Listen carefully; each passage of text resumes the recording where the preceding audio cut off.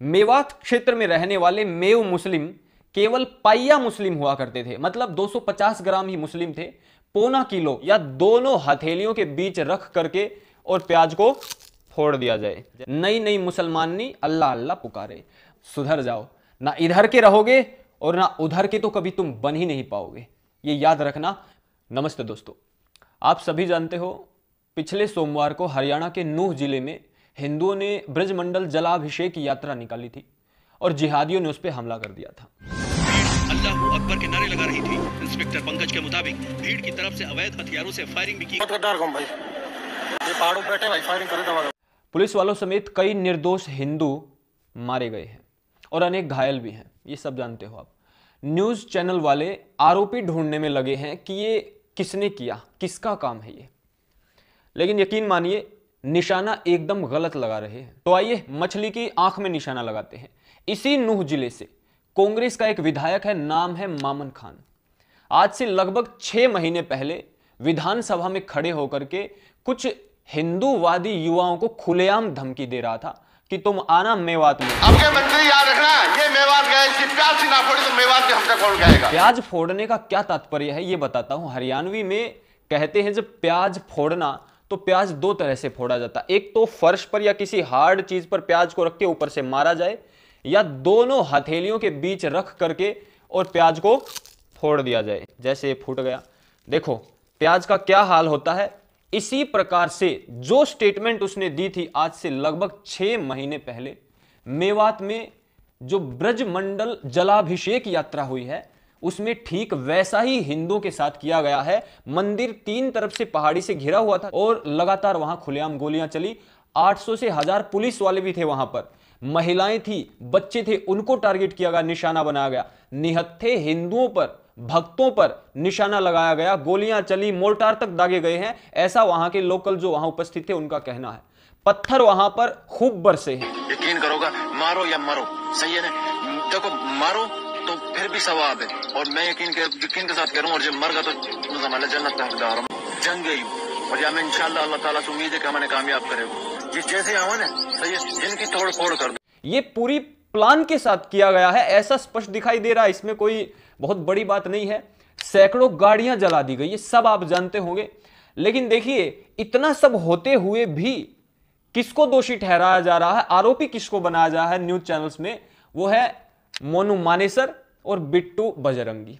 दोषी कोई और दिखाई दे रहा, खुलेआम धमकियां तक दे रहे हैं, अपने सपोर्टर्स को उकसा रहे हैं कि अगर ये आए ना तो प्याज की तरह मसल देना, जैसे प्याज फोड़ते हैं ना, इधर भी तुम रहना उधर भी, और हिंदुओं को बीच में लेके फोड़ना।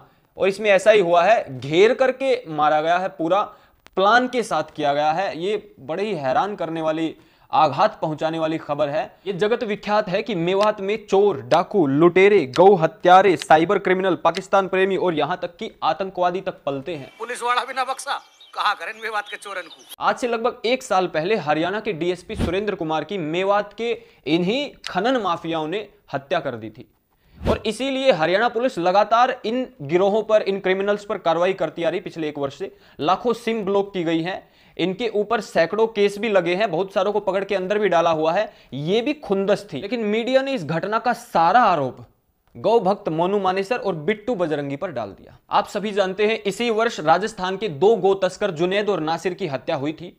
इसका सारा आरोप मोनू मानेसर पर डाल दिया गया था और उस समय मामला काफी हाईलाइट हुआ था और मैंने उस समय भी ट्वीट किया था। और मैं पर्सनली भी जानता हूं मोनू मानेसर और उनकी टीम को और सब युवाओं से जुड़ा हुआ हूं, और मैंने कहा था कि ये गौ भक्त हैं, अहिंसक लोग हैं, हिंदू हैं, सनातनी हैं, गौ रक्षक हैं, इस प्रकार की हत्याकांड में सम्मिलित नहीं होते हैं।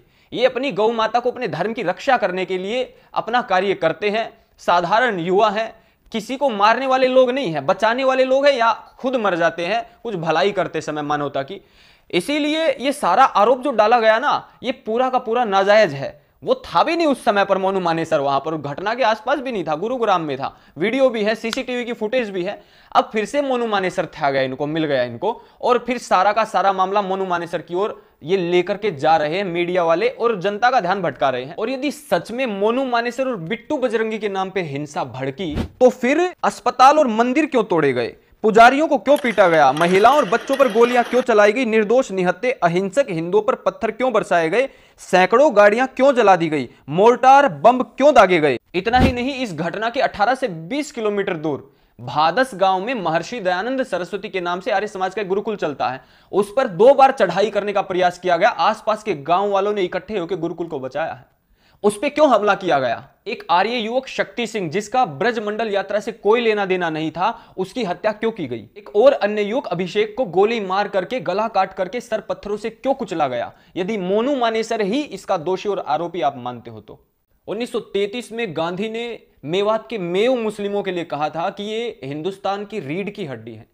आज जब वो मेवाती ही महिलाओं और बच्चों पर हमला कर रहे हैं, निर्दोष हिंदुओं पर पत्थरबाजी कर रहे हैं, गोलियां चला रहे हैं, पुलिस का साइबर थाना फूंक दिया, तो हिंदू पक्ष कह रहा है कि रीढ़ की हड्डी से कहीं कीड़े तो पैदा नहीं हो रहे जो सूर्योदय से पहले ही सैकड़ों गायों को खा जाते हैं। ऐसे में भाईचारा कैसे स्थापित होगा? चलिए मैं बताता हूं। सबसे पहले तो हिंसा करने वाले एक एक व्यक्ति को ढूंढ ढूंढ कर पकड़ पकड़ कर उन पर कठोर कार्रवाई की जानी चाहिए। और उसके बाद जो फेक न्यूज फैला रहे हैं उनको पकड़ पकड़ कर उनके विरुद्ध कठोर कार्रवाई होनी चाहिए। उसके बाद ट्विटर जैसी सोशल मीडिया ऐप पर हिंसा करने वालों के लिए जो सहानुभूति बना रहे हैं उन पर भी कठोर कार्रवाई होनी चाहिए। तब जाकर के इस प्रकार की घटनाओं को रोका जा सकता है और भाईचारा बनाया जा सकता है।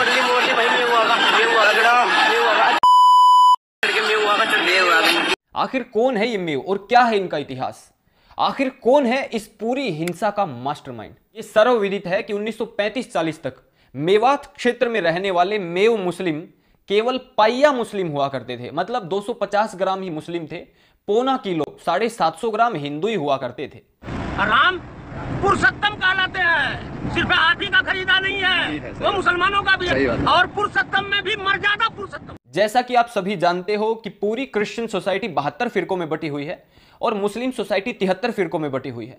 और ये जो बंटवारा है ये ऊंच नीच के आधार पर है, अमीर गरीब के आधार पर, रंग भेद के आधार पर, स्वर्ग नरक, पैगंबर, इनके आधार पर है। लेकिन हिंदू सोसाइटी में 36 बिरादरियां हैं, खापे हैं, और ये सब कर्म के आधार पर। कोई सोने का काम करता है तो स्वर्णकार, कोई लोहे का लोहार, कोई चर्मकार, कोई काष्ठकार, किसान कौमें हैं, राजपूत कौमें, ये सब कर्म के आधार पर है। और ये भी फिर छोटी होकर के अपने से ऊपर 4 वर्णों में मिल जाती हैं, ब्राह्मण, क्षत्रिय, वैश्य और शूद्र, और फिर ये सब भी इकट्ठे होकर एक में मिल जाते हैं, उसे कहते हैं आर्य। ये इस प्रकार उन्नति करने वाली विचारधारा है। इन 36 बिरादरी में से 12 बिरादरियां ही इन मेव मुस्लिमों में पाई जाती हैं, अर्थात 12 खापे हैं, और इनके टोटल लगभग 52-53 गोत्र हैं। और ये सारे के सारे गोत्र वहां आसपास रहने वाले अहीर, जाट, राजपूत और गुर्जर हिंदुओं के ही हैं ऐसे कैसे। देखिए, इस्लाम में भाई बहन शादी कर सकता है, लेकिन ये मेव मुस्लिम आज भी भाई बहन आपस में शादी नहीं करते हैं। अधिकांश को नमाज पढ़नी नहीं आती, कुरान के उत्तराधिकार के कानून और आयतों को ये लोग नहीं मानते। 40-50 साल से अधिक आयु के अधिकांश मेव आज भी अपने को श्री राम और श्री कृष्ण के वंशज मानते हैं। हम जो मेव समाज हैं, हम रघुवंशी हैं, सूर्यवंश, और दूसरा जो बड़ा धड़ा है हमारा वो यदुवंशी, भगवान श्री कृष्ण के वंशज हैं, हम भगवान श्री रामचंद्र के वंशज हैं। पार्टीशन हुआ तब तक ये निकाह के साथ साथ वैदिक सप्तपदी भी करते थे, शिव पूजा ये करते थे, कुआं पूजन ये करते थे, होली दीपावली सब मनाते थे। पार्टीशन होते ही दंगे होने शुरू हो गए थे, लेकिन इस क्षेत्र के हिंदुओं ने मेव मुस्लिमों को आंख उठाकर भी नहीं देखा कि ये तो हमारा ही खून है। अन्यथा आज कुछ नहीं बचता यहां पर, केवल कुछ अत्याचारी, दुराचारी मेव मुस्लिमों को अवश्य मारा गया था। इसी का फायदा उठाकर तबलीगी जमात ने मेवात क्षेत्र में पैर पसारने शुरू कर दिए थे। बस यहीं से पूरी कहानी चेंज हो गई मेव मुस्लिम और मेवात क्षेत्र की। जमात ने मेव मुस्लिम के युवाओं को उकसाना और भड़काना शुरू कर दिया कि ये जो तुम्हारे कुछ भाई मारे गए हैं, इनके पीछे ये तुम्हारे हिंदू भाई हैं, और ये तुम्हारे साथ इसलिए हुआ क्योंकि तुम आज भी हिंदू रीति रिवाजों को मानते हो, इसीलिए अल्लाह ने तुम्हें अजाब दिया है, आग दी है, तुम्हें दंड दिया है। ऐसी ऐसी कुरान की बातें बोल करके इनका दिमाग खराब किया गया। और जो मस्जिदें अभी तबेले में परिवर्तित हो गई थी वहां पर, मतलब मेवात क्षेत्र में आज से 50-60 साल पहले अधिकांश मस्जिद तबेले ही हुआ करती थी, गाय भैंस का गोबर आदि ही रहता था। जमात ने वहां आकर के नई नई मस्जिदें शुरू कर दी बनानी, और कुछ तो पाकिस्तान से फंडिंग लेकर भी मस्जिदें बनी है, NIA ने छापे भी मारे उस क्षेत्र में।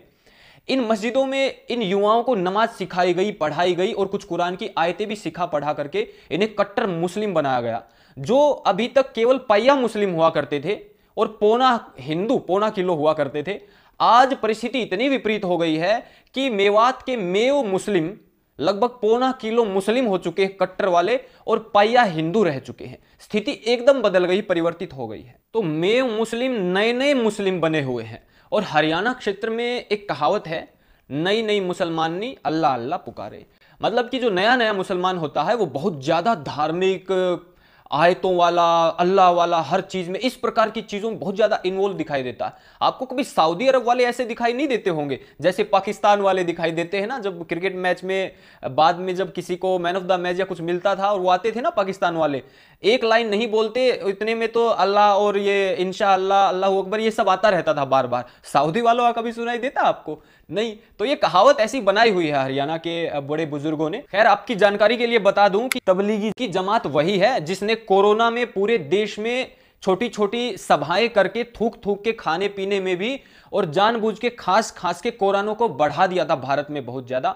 और इन पर कार्रवाई भी फिर गवर्नमेंट को, सरकार को बड़े स्तर पर करनी पड़ी थी। इतना ही नहीं, अभी कुछ वर्ष पहले ही दिल्ली में जो दंगे हुए थे और उनमें भी कुछ आम आदमी पार्टी के विधायक और कुछ छोटे मोटे और नेता भी इन्वॉल्व थे।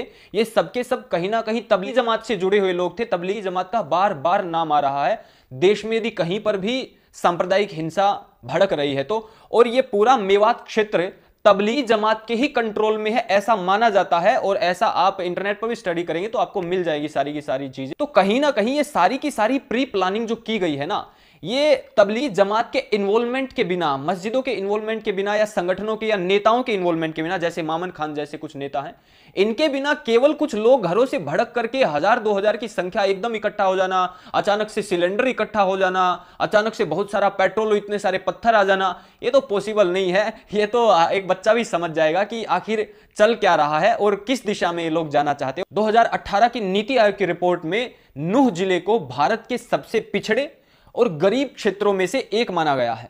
मैं अपने सभी मेव मुस्लिम भाइयों से, मेवातियों से अपील करना चाहता हूं कि दोबारा अपनी सनातनी जड़ों से जुड़िए। ना पत्थर चलाना पड़ेगा, ना षड्यंत्र करने पड़ेंगे, ना भाई की बहन से शादी करनी पड़ेगी, बच्चे पढ़ने लग जाएंगे, साक्षरता बढ़ जाएगी, खुशहाली आएगी, और सबसे बड़ी बात, अल्लाह के अजाब से डरना नहीं पड़ेगा, महादेव की कृपा होनी प्रारंभ हो जाएगी। कुछ मेवात के मेव मुस्लिम कट्टरपंथियों के संपर्क में जरूर हैं, और वो इस मेवात क्षेत्र को मिनी पाकिस्तान और भारत का ईरान कहलवाना बहुत पसंद करते हैं। ऐसे लोगों को मैं जरूर यहां से एक बात कहना चाहता हूं, सुधर जाओ। ना इधर के रहोगे और ना उधर के तो कभी तुम बन ही नहीं पाओगे। ये याद रखना।